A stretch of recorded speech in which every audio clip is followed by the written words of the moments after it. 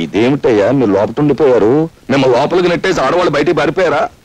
మా తల్లుల్ని జైల్లో పెట్టి మేము బయట డ్యూటీలు చేయలేకపోతున్నాం సార్.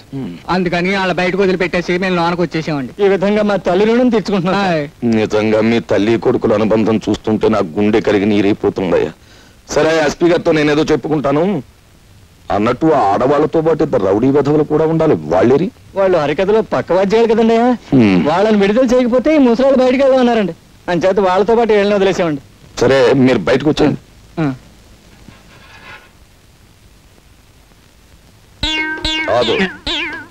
చూసి నువ్వు ఉండిపోయా వీళ్ళతో పాటు లోపల? నేను కూడా ఒక దారుణం త్యాగం చేశాను సార్. నువ్వా?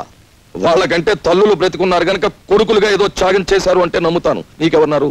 నువ్వు లంచాలు గిలుతున్నావని తెలిసి మీ అమ్మ ఎప్పుడో ఊరేసుకు చచ్చిపోయింది కదా. కాదు సార్, కిరసాలు పోసుకుంది సార్. సరే, ఏదో ఒకటి నువ్వు చేసిన త్యాగం ఏమిటో చెప్పు. తులసమ్మ మా ఇంట్లో అద్దుకుంది కదా సార్, ఆవిడ అరెస్ట్ చేశాం కదా సార్.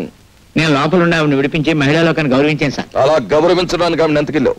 లేదు సార్, సోదరుగా భావించాను. అలా భావించడానికి ఆవిడ ఎంతకిల్లావో చెప్పు.